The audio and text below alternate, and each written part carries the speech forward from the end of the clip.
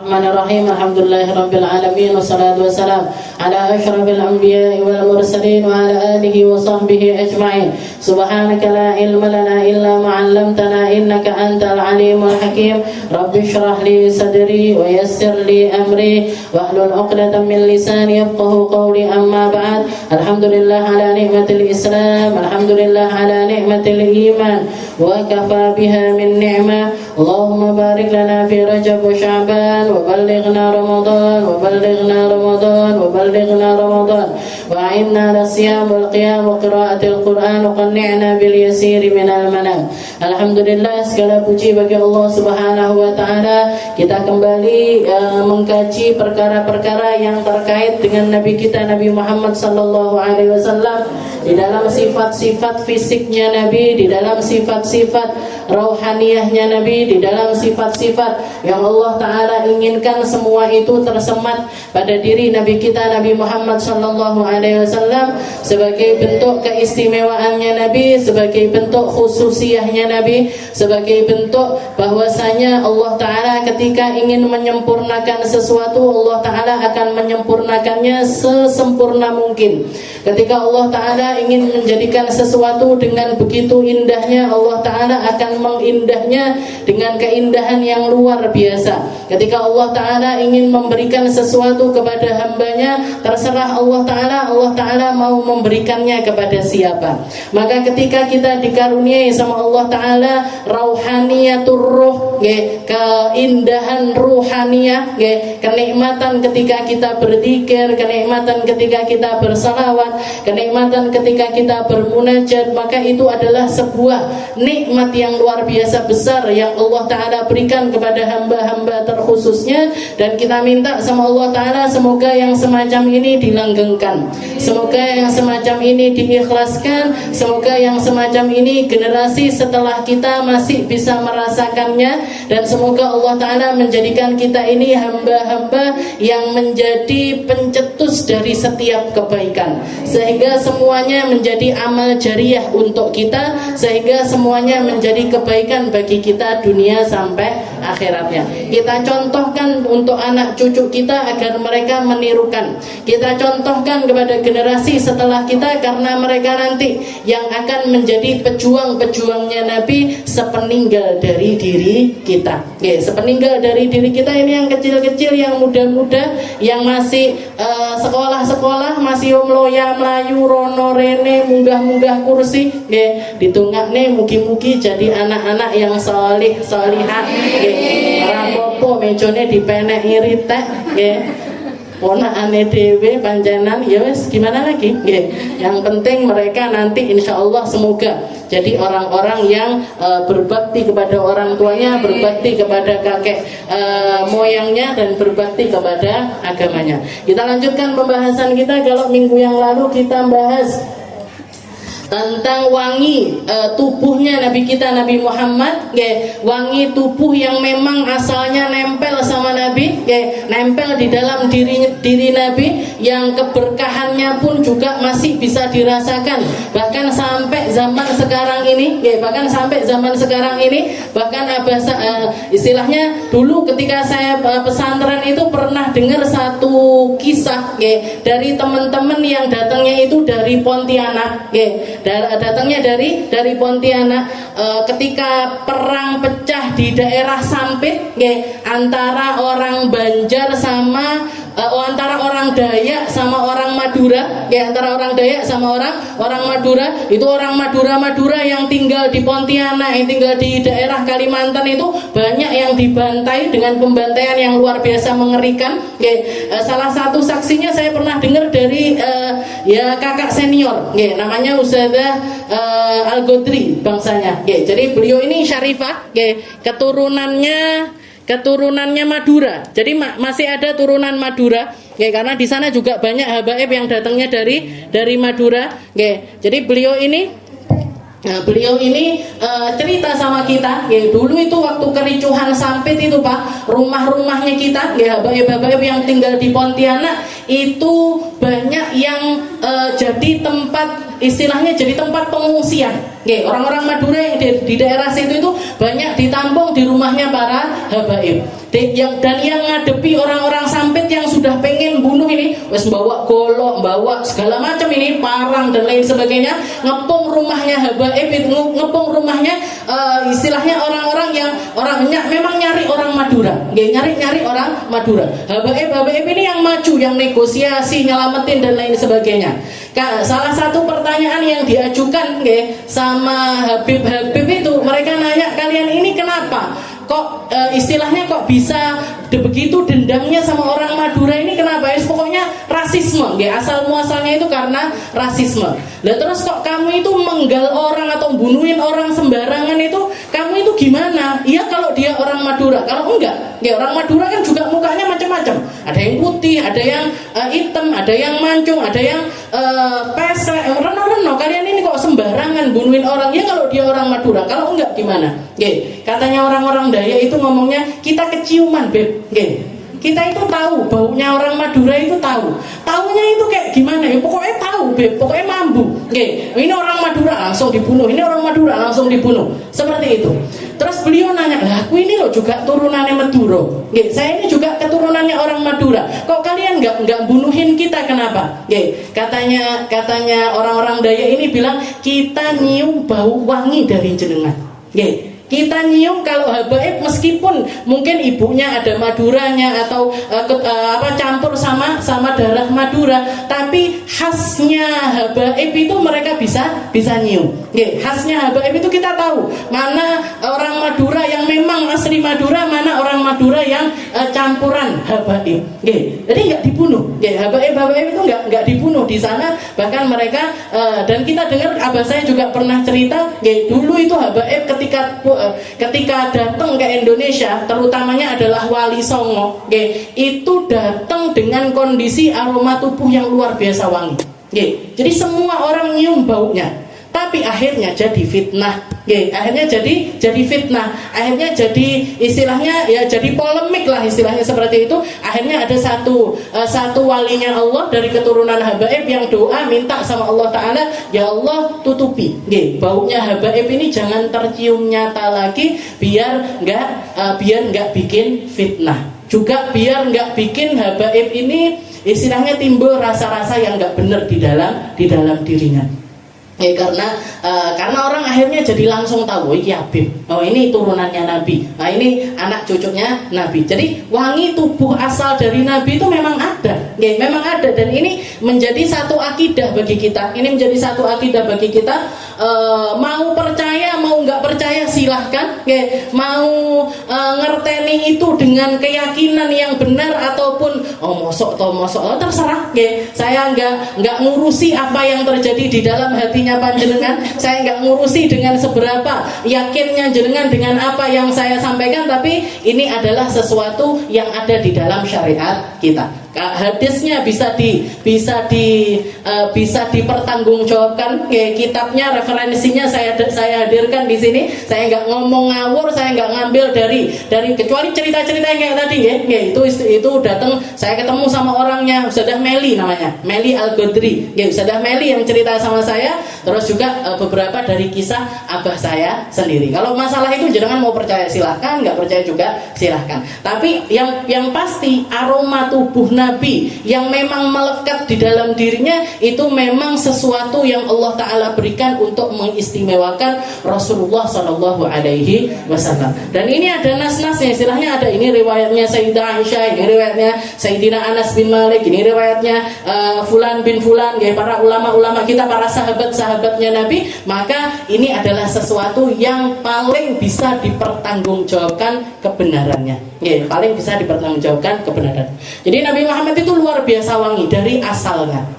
Ditambah lagi beliau juga sangat senang pakai wangian. Bahkan mubalaghah fi, berlebihan. Kadang-kadang dikatakan para sahabat itu bahkan ngelihat Rasulullah kalau pakai minyak rambut atau pakai parfum di daerah rambutnya itu sampai nyemes, sampai berarti kan akeh banget. Berarti kan banyak sekali beliau naruh parfum di rambutnya, di jenggotnya, di jambangnya, itu dikasih parfum sama Nabi Muhammad SAW. Jadi beliau sudahlah wangi, senengane wangi-wangian. Sukanya pakai sesuatu yang wangi.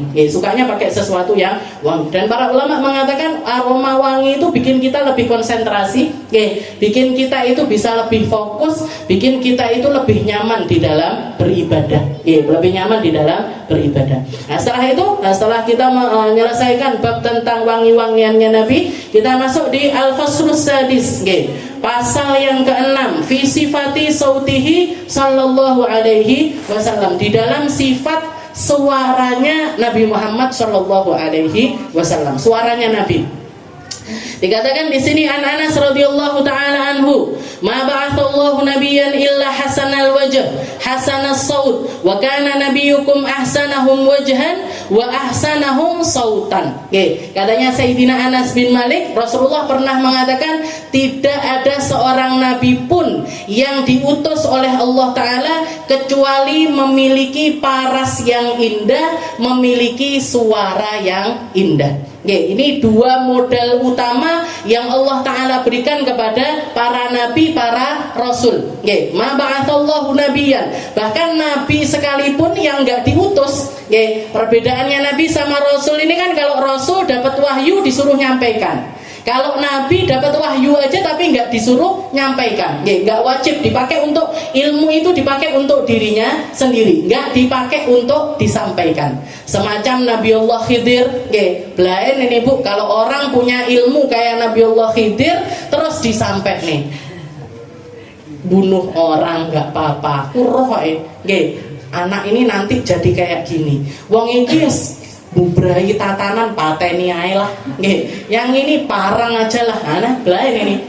Kalau punya ilmu kayak Nabiullah Khidir. Makanya ilmu yang dipunya sama Nabi Khidir tidak untuk disampaikan. Tidak untuk disampaikan. Dan ayat kisah yang menceritakan tentang pertemuan Nabiullah Musa, Nabi Musa dengan Nabiullah Khidir, itu justru membuktikan bahwasanya Nabi Musa ini afdol minal Khidir, lebih mulia dibandingkan Khidir. Karena Nabi Musa punya ilmu untuk disampaikan, Nabiullah Khidir punya ilmu untuk dipakai sendiri. Tapi seperti itu pun, karena beliau adalah seorang nabi, Allah Ta'ala memberikan kelebihan kepada dirinya, hasanul wajh, hasanus saut. Parasnya indah, good looking, wong saiki, yang nom-nom sing good looking, kalau dipandang itu bikin orang seneng, kalau dilihat itu bikin orang seneng. Wa hasanus saut, suaranya juga enak. Makanya saya nggak mungkin nabi, setelah ndak api, suaranya ya ndak enak. Jadi katanya dikatakan ma ba'atsallahu nabiyyan illa hasanal wajh hasanus saut. Enggak ada seorang nabi pun kecuali diutus sama Allah Taala indah wajahnya, indah suaranya. Wa kana nabiyyuhum, wa kana nabiyyukum, dan nabinya kalian yaitu Nabi Muhammad sallallahu alaihi wasallam ahsanuhum wajhan, yang paling indah wajahnya. Di nabi-nabi ganteng-ganteng kabeh, Nabi Muhammad yang paling menceronong, Nabi Muhammad tetap nomor 1, Nabi wa kana nabiyukum ahsanahum wajhan, Nabi Muhammad yang paling indah wajahnya, wa ahsanuhum sautan, dan suaranya pun juga paling indah. Kalau di antara nabi-nabi yang lain, yang ranking 1 di dalam wajah itu Nabi Muhammad. Ranking 2-nya Nabiullah Yusuf. Tapi kalau di dalam suara, nomor 1-nya Nabi Muhammad, nomor 2-nya Nabiullah Daud. Makanya yang diiming-imingkan sama Allah Ta'ala nanti ketika orang-orang yang sudah ada di dalam surga, sudah masuk ke dalam surganya Allah Ta'ala, nanti kan ditambah terus nikmatnya. Ketika penambahan puncak dari kenikmatan itu, yaitu ketika memandang langsung kepada Allah Subhanahu Wa Ta'ala. Sebelum itu, seremonialnya istilahnya, seremonialnya itu penduduk surga itu menikmati keindahan suaranya Nabiullah Daud. Ngapain? Ngaji, duduk dangdutan, gak mungkin. Dadi lek arep dadi wong sing menikmati surga ya harus bisa nikmati Quran. Nggih. Orang kalau mau bisa menikmati keindahan di dalam surga ya istilahnya orang itu mesti betah ngaji. Nggih, orang itu mesti betah ngaji, banyak memahami ilmunya Al-Qur'an. Nggih, banyak memahami ilmunya Al-Qur'an. Jadi Nabiullah Daud dulu pertama. Nggih, gongnya nanti Nabi Muhammad sallallahu alaihi wasallam. Dikatakan Nabiullah Daud nanti membaca surat Yunus, nggih, surat Yunus atau surat Yusuf.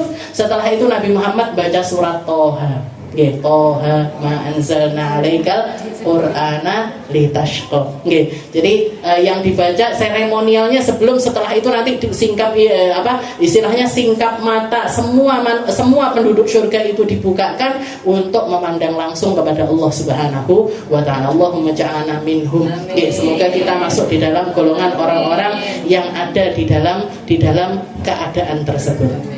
Nggih. Wa kana nabiyukum ahsanahum wajhan wa ahsanahum sautan. Nggih. Jadi ini modalnya para utusannya Allah ini dua ini. Nggih. Ganteng wajahnya, setelah itu indah suaranya. Makanya Rasulullah SAW ketika ngutus, nggih, utusan pertama kali yang Nabi Muhammad utuskan untuk berdakwah ke negeri Madinah, ya ke negeri Madinah, makanya sampai dapat julukan orang yang pertama Da'iyul Madinah. Da'iyul Madinah. Beliau dapat julukan pendakwah di negeri Madinah. Yang dipilih sama Nabi Muhammad waktu itu adalah Mus'ab bin Umair. Dengan temannya, dikasih teman satu yaitu Abdullah bin Umi Maktum. Kalau Abdullah bin Umi Maktum ini enggak kelihatan, tapi suaranya itu indah. Muadzinnya Nabi yang kedua setelah Sayyidina Bilal itu Abdullah bin Umi Maktum. Tapi yang jadi istilahnya dai utamanya atau utusan utamanya Nabi itu seorang laki-laki namanya Mus'ab bin Umair. Sayyidina Mus'ab bin Umair ini dikatakan sebelum beliau masuk ke dalam agama Islam, orang Mekah dan termasuk orang-orang yang awal di dalam berislam. Sebelum beliau ini masuk Islam, jadi Mus'ab bin Umair ini terkenal dengan gantengnya. Terkenal dengan suaranya yang indah, terkenal dengan nasabnya yang tinggi, istilahnya turunannya orang-orang mulia. Juga beliau ini orang yang anaknya orang kaya, anaknya wong sugih, lengkap wis iki. Lek golek jodoh koyok Mus'ab bin Umair. Ganteng, suarane apik, sugih, diopeni lagi, ditambah lagi akhlaknya mulia. Dan beliau itu terkenal sebagai seorang laki-laki yang sangat-sangat berbakti sama ibunya. Bakti banget sama ibunya. Dikatakan saking ngopeninya orang tuanya sama Mus'ab bin Umair, ini masih remajanya Mus'ab bin Umair, umur 14, umur 15, umur 17 seperti itu.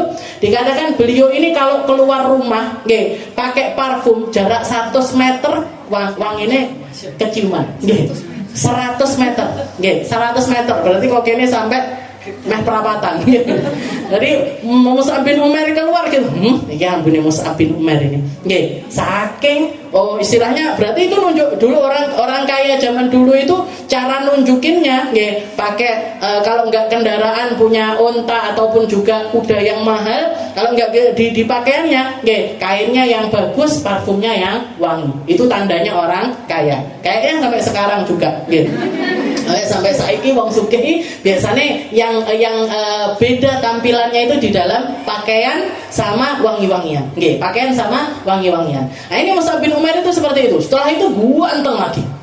Ganteng, istilahnya wajahnya itu narik perhatiannya perempuan-perempuan. Kalau sudah Mus'ab bin Umair keluar, wes ciwi-ciwi biasa. Ciwi-ciwi perempuan-perempuan gitu. Misalnya itu Mus'ab bin Umair. Dikisahkan kalau beliau itu ketika masih di Mekah itu seperti itu. Tapi begitu dengar dakwahnya Rasulullah SAW, beliau enggak nunda-nunda untuk masuk Islam. Beliau enggak nunda-nunda untuk masuk Islam. Akhirnya masuk Islam. Dengan konsekuensi diusir sama ibunya, diterlantarkan, hartanya diambil, enggak diopeni lagi dan lain sebagainya. Bahkan Rasulullah itu, setelah itu, tapi beliau enggak goyah, tetap tetap aja berislam, tetap aja dekat sama Nabi Muhammad Shallallahu Alaihi Wasallam. Bahkan Nabi Muhammad merasa kalau Mus'ab bin Umair ini termasuk sahabat awal yang paling banyak menghafal Al-Quran dan paling paham dengan apa yang harusnya disampaikan kepada umat. Maka ketika sekitar tahun mungkin ke-8 atau ke-9 dari terutusnya Nabi, ini mulai berdatangan di musim-musim haji itu, awal datang ada sekitar 11 orang dari orang Madinah yang membaiat Nabi, masuk ke dalam agama Islam. Setelah itu mereka minta, ya Rasul, kita minta guru buat ngajarin kita agama Islam. Yang dikirim sama Nabi adalah Mus'ab bin Umair. Haji tahun kedua, utusannya yang datang 75 orang. Jadi ini hasil dakwahnya Mus'ab bin Umair. Hasil dari dakwahnya Mus'ab bin Umair itu 75 orang datang untuk membaiat Nabi Muhammad Sallallahu Alaihi Wasallam. Dan jumlahnya orang itu yang ikut, yang berangkat haji, yang pengen baiat Nabi secara langsung. Yang di Madinah itu setiap rumah didatengin sama Mus'ab bin Umair, itu dakwah itu ditawarin agama Islam, saumah madu Islam. Ditawarin satu rumah ke rumah yang lain, serumah lagi masuk Islam. Terus bertambah terus umat Islam yang ada di negeri Madinah. Sampai akhirnya di sekitar tahun ke-13 dari kenabian, Nabi Muhammad akhirnya dapat izin dari Allah Ta'ala untuk berangkat hijrah ke negeri Madinah. Tapi Madinah wis toto, umatnya sudah toto. Bahkan orang-orang sangat merindukan Nabi, sampai kisahnya yang terkenal, Nabi Muhammad datang itu sak kutha wis Islam kabeh. Sehingga Nabi Muhammad disambut dengan syair-syair, dengan qasidah-qasidah, dengan teriakan-teriakan, elu-eluan yang semuanya menyambut kedatangannya Nabi Muhammad Shallallahu Alaihi Wasallam. Itu yang paling berjasa Mus'ab bin Umair. Nah, ini kenapa kok Rasulullah yang diutus Mus'ab bin Umair? Salah satu yang beliau lihat, selain dari keilmuannya, ganteng lah orang dua ilmu ya percuma, gitu. Ganteng lek enggak iman ya ngapain, ganteng lek enggak mulia di sisi Allah Ta'ala, ngapain kita elu-elukan. Lek ganteng terus ilmunya banyak, nawarkan diri jadi jodohnya aja nggak apa-apa. Kayak Sayyidah Khadijah nawarkan diri untuk jadi istrinya Nabi Muhammad Sallallahu Alaihi Wasallam. Tapi sing duwe bojo ora usah wong ganteng duwe ilmu tak golekane, terima padanya yang ada di samping jenengan. Tuker tambah usah ada apa nek. Wakana Nabi hukum ahsanahum wajhan wa ahsanahum sautan. Nah, ini itu istilahnya hal seperti itu ngaruh.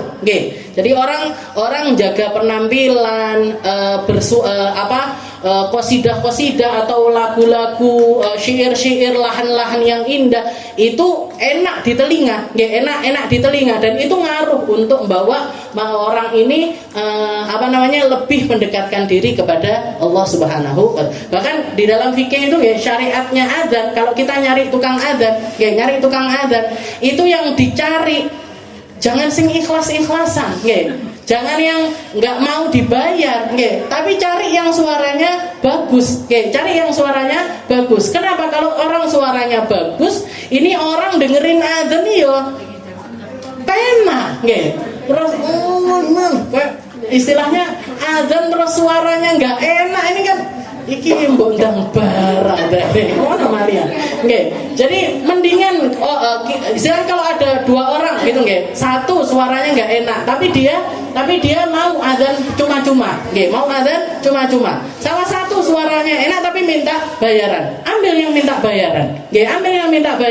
Uangnya dari mana Ustazah? Dari masjid. Kasih masjid kabeh akeh-akeh.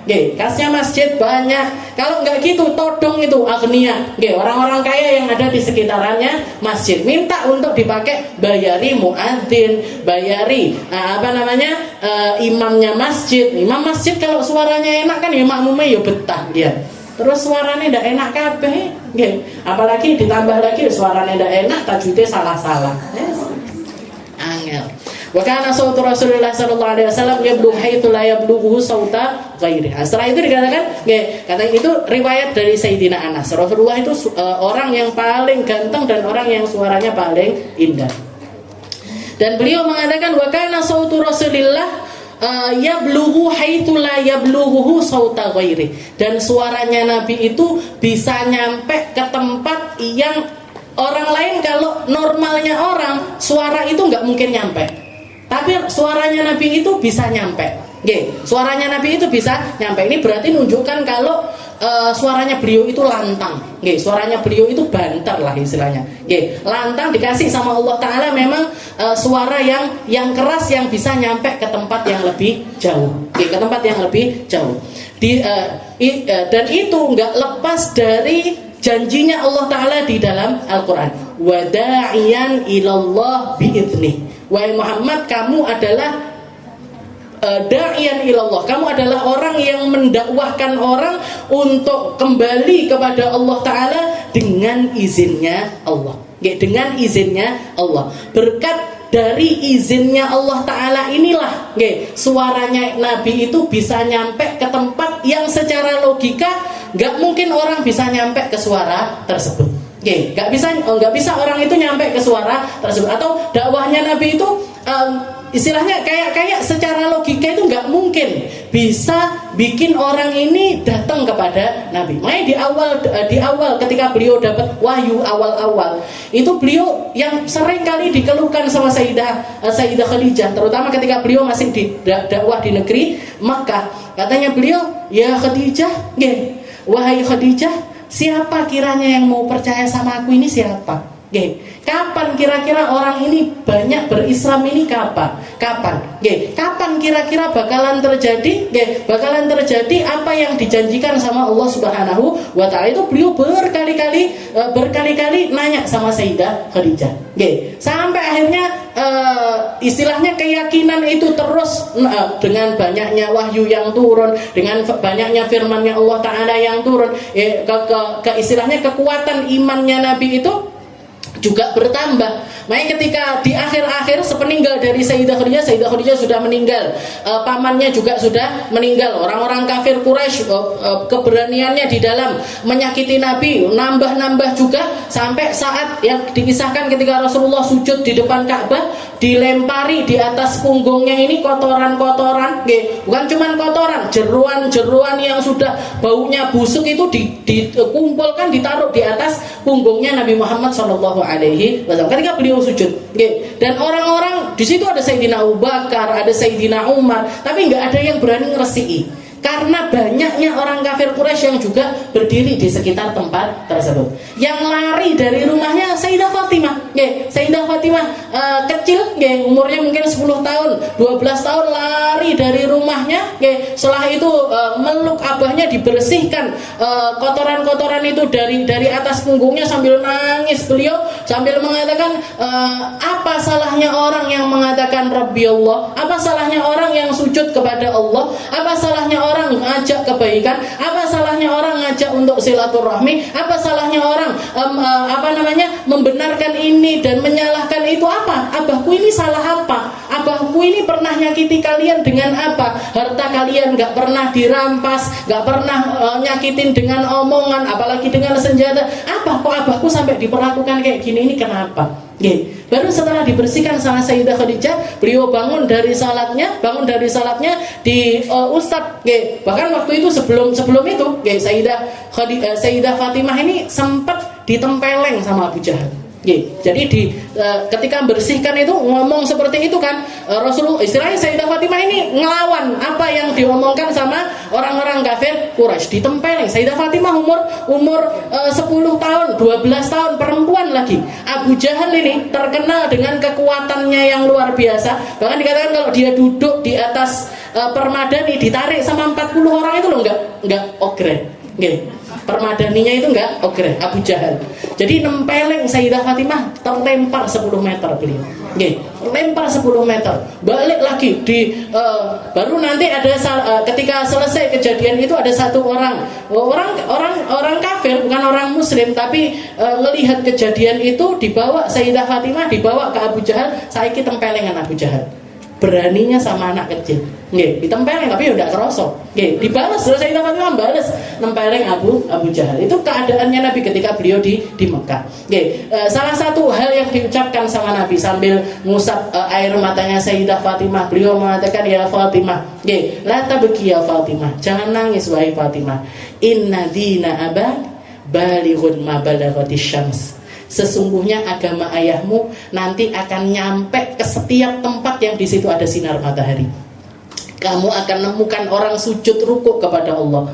Kamu akan nemukan orang-orang yang hatinya ini benar-benar di dalam keimanannya kepada Allah Subhanahu wa ta'ala. Kapan itu kejadiannya? Sekarang. Nggih. Kejadian itu terjadi sekarang, di saat ini. Tempat mana yang gak ada orang iman? Ya, tempat mana yang gak ada, daerah mana, provinsi mana, desa mana yang gak ada orang yang mengucapkan asyhadu alla ilaha illallah. Semua tempat. Ya, di pelosok-pelosok negeri Afrika, Eropa, ketemu orang-orang yang sujud rukuk kepada Allah Subhanahu wa ta'ala. Karena apa ini? Ini da'iyan ilallah bi'idznih. Nabi Muhammad itu adalah seseorang yang dapat tugas untuk mengembalikan manusia kepada Allah Ta'ala, memahamkan manusia kepada Allah Ta'ala, dan kuncinya ada di dalam biidznih, dengan izin Allah, dengan izin Allah. Ini syiarnya Nabi, dakwah. Dan ini diturunkan sama kakeknya Nabiullah Ibrahim. Sama galaunya Nabiullah Ibrahim setelah Ka'bah itu dibikin. Setelah Ka'bah itu dibangun sama Nabiullah Ibrahim, Nabi Ibrahim ini sempat diperintahkan sama Allah Ta'ala, ya Ibrahim, sesungguhnya ini rumah sudah jadi, ini rumahku sudah jadi, tempat yang jadi syiar utamanya orang beribadah kepada Allah Ta'ala ini sudah jadi, kiblatnya umat ini sudah jadi, maka serukan manusia untuk berhaji. Serukan manusia untuk berhaji. Katanya Nabi Ibrahim, ya Rabb, kaifa ad'uhum, gimana cara aku untuk ngajak mereka? Inna sauti, karena suaraku ini nggak nyampe. Saya mau ngajak orang seluruh dunia untuk berhaji, caranya gimana? Caranya ini gimana? Maka Allah Ta'ala mengatakan, ya Ibrahim, nadi wa alainal balagh. Wahai Ibrahim, kamu tugasmu tinggal ngajak. Kamu tugasmu tinggal menyeru. Kamu tugasmu tinggal memberikan pemahaman kepada umat. Wa alainal balagh. Masalah pencapaian, masalah nyampeknya khabar, itu tugasnya Allah. Allah yang bakalan nyampein. Allah yang bakalan menyampaikan suara tersebut. Maka dikatakan Nabi Allah Ibrahim waktu itu beliau pergi. Ada yang mengatakan di tempat yang sekarang ini jadi Maqam Ibrahim. Ada yang mengatakan di Hijr Ismail. Ada yang mengatakan beliau berdiri di atas Jabal Abi Qubais. Ada yang mengatakan beliau berdiri di Bukit Sofa. Banyak riwayat dari para ulama. Beliau naik ke atas tempat tersebut. Setelah itu menyerukan kepada ya ma'syaral insan, wahai semua umat, wahai semua manusia, wahai semua makhluknya Allah Ta'ala telah menjadi, istilahnya rumahnya Allah Ta'ala sudah jadi, silahkan kalian semuanya untuk berhaji.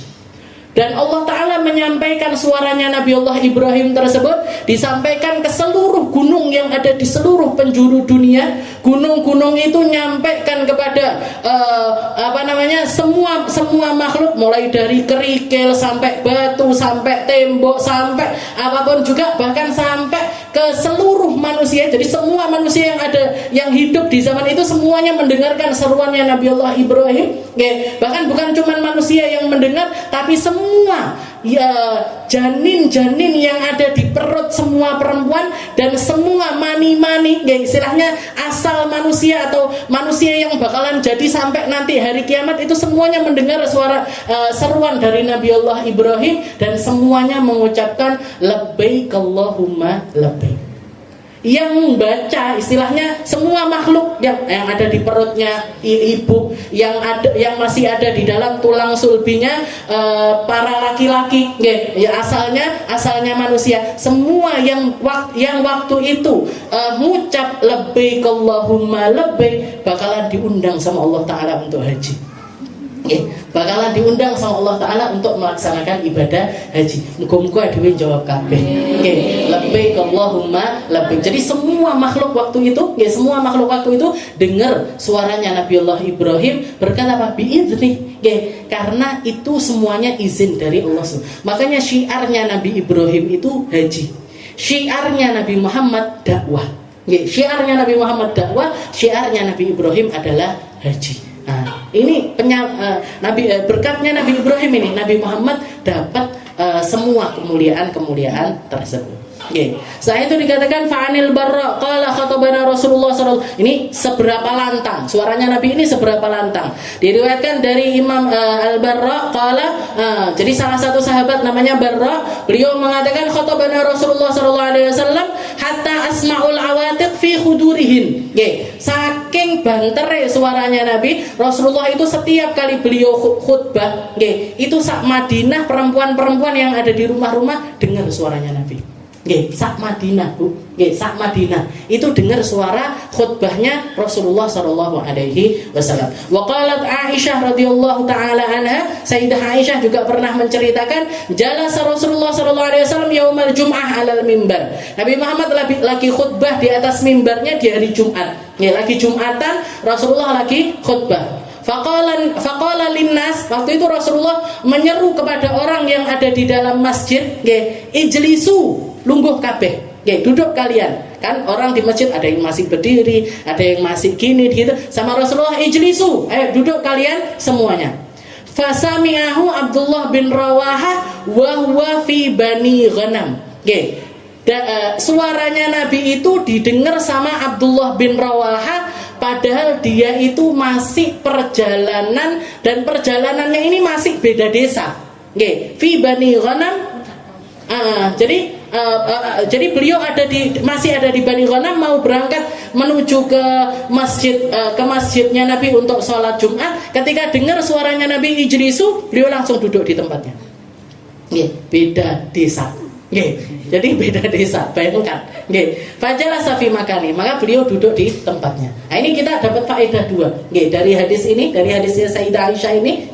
Yang pertama sudah pasti adalah betapa lantangnya suaranya Nabi Muhammad Shallallahu Alaihi Wasallam. Tidak pakai mic, Bu. Nggak pakai mic, belum enak mic. Kok mic mesin nggak enak. Sound system nggak ada, listrik nggak ada. Ini suaranya Nabi sudah segitu lantangnya. Sudah segitu lantang. Itu yang pertama. Lalu yang kedua, betapa para sahabat itu kalau dengar apapun dari Nabi, mereka langsung nggak pakai mikir. Dikongkon minggu. Ngomong ngatet, disuruh gini, nggak kadek kangkung, nggak kadek. Jilbaban sing koyo engko ae. Dadi wong sing apik sing kowe. Tobat engko lek 40 lek 50 lah tobat nggih. Ngaji engko sik nggih. Nah ini padahal itu semuanya adalah istilahnya seruannya Nabi Muhammad sallallahu alaihi wasallam. Jadi para sahabat itu Abdullah bin Rawah itu salah satu sahabat yang paling termasuk orang yang banyak mengarang syair untuk Nabi Muhammad Sallallahu Alaihi Wasallam. Beliau juga yang tangannya pernah putus, setelah itu di perang, tangannya ini kena pedangnya musuh tapi nggak separuh, 2/3 lah. Gara-gara util-util, udah nggak bisa dipakai lagi karena dia risih, diinjek sekalian dilepaskan. Diinjek sekalian dilepaskan. Tapi dibawa. Tadi ambil perang itu dibawa, tangannya yang lepasin tadi dibawa. Selesai perang datang ke Nabi, ya Rasul, tangan saya lepas. Tangan saya lepas. Didoni sama Nabi, dibaliknya balik asal. Dibaliknya balik asal. Ini Abdullah bin Rawaha. Beliau meninggal di perang Mu'tah. Sebagai salah satu dari 3 pemegang bendera. Sebagai 3 pemegang bendera. Ini Abdullah bin Rawaha. Jadi kayak gitu. Beliau sudah ada. Beliau masih di. Jadi istilahnya kalau kita bayangin, Rasulullah itu khutbah di Masjid Al-Munawwar, kisah Arab metu teko kampung dalam. Ketika dengar suaranya ijlisu, duduk langsung. duduk langsung di tempat tersebut. Wa qala Abdurrahman bin Mu'ad At-Taimi radhiyallahu taala anhu. Ya, dikata juga diriwayatkan dari salah satu sahabat yang bernama Abdurrahman bin Mu'ad At-Taimi radhiyallahu taala anhu, khatabana Rasulullah sallallahu alaihi wasallam di Mina. Ya, ketika musim haji Rasulullah khutbah di Mina. Ya, Rasulullahnya khutbah di Mina. Fafatahallahu asma'ana, Allah Ta'ala membukakan pendengaran kami, hatta in kunna lanasma'i ma yaqul wa nahnu fi manazilina. Bahkan kami yang enggak haji, kami yang ada di rumah-rumah yang ada di negeri Mekah dengar suara khutbahnya Nabi. Nggih, yang pernah haji tahu, bisa kebayang Mina ini ngendi, Mekah ini ngendi. Nggih, Mina itu di mana, Mekah itu puluhan kilo. Nggih, puluhan kilo itu. Nggih, kedengeran. Tapi beliau mengatakan fa fatahallahu asma'ana. Allah Taala membukakan pendengaran kami sehingga kami bisa dengar khutbahnya Nabi di Mina. Nggih, khutbahnya Nabi di Mina, nggih, orang-orang Mekah dengar khutbahnya Rasulullah sallallahu alaihi wasallam. Makanya kalau orang sudah dibukakan pendengarannya, nggih, ini nembus batas waktu dan zaman. Nggih, menembus batas masa ataupun juga tempat. Nggih. Makanya ini kita diperkenankan sama Allah Ta'ala duduk di tempat-tempat kayak gini, ngaji syariatnya Nabi, ngaji Qur'annya Nabi, ngaji perkara-perkara yang jadi aturan-aturannya Nabi. Ini kan berarti pendengaran kita dibuka sama Allah. Oke, kita beda zaman sama Nabi, beda negeri sama Nabi, beda kurun waktu yang luar biasa panjang, 1400 tahun. Oke, tapi syariat Fatihah yang diucapkan sama Nabi sama Fatihah yang kita baca bodoh. Oke, salat yang dilakukan sama Nabi sama salat yang kita lakukan juga sama. Ini yang berarti dibukakan kita. Oke, dibukakan. Semoga Allah Ta'ala ngasih kita bukaan-bukaan yang lain. Oke. Wa Allah asma hatta in kunna la nasma' ma yaqul wa nahnu fi manazilin. Jadi kita di Mekah, Rasul itu khutbah di Mina kedengaran. Wa an Ummu Hani. Ini dan juga salah satu riwayat lagi dari Ummu Hani. Ummu Hani ini saudara perempuannya Sayyidina Ali bin Abi Thalib, Sayyidina Ja'far At-Tayyar, Sayyidina Ja'far bin Abi Thalib. Jadi Ummu Hani ini saudaranya Sayyidina Ali. Dan Rasulullah sempat ngelamar Ummu Hani, tapi ditolak sama Sayyidah Ummu Hani. Jadi salah satu perempuan yang pernah nolak Rasulullah aja pernah ditolak, jadi nggak apa-apa. Jangan baper kalau ditolak pinangannya. Jadi Ummu Hani ini pernah nolak pinangannya Rasulullah ketika beliau suaminya meninggal. Beliau suaminya meninggal, beliau punya anak-anak banyak kecil-kecil. Dipinang sama Nabi, katanya Ummu Hani, ya Rasul, saya masih pengen fokus ngopeni anak-anak. Ngopeni anak-anak. Akhirnya nggak jadi istrinya Nabi. Tapi Rasulullah dekat sekali sama Ummu Hani. Bahkan kalau jenengan ini hadis yang nyeritakan tentang Isra Mi'rajnya Nabi, Rasulullah berangkat Isra Mi'raj, Rasulullah nggak berangkat dari rumahnya Sayyidah Khadijah, enggak. Beliau berangkat dari rumahnya Ummu Hani. Beliau waktu itu istilahnya tidurnya di rumahnya Sayyidah Ummu Hani.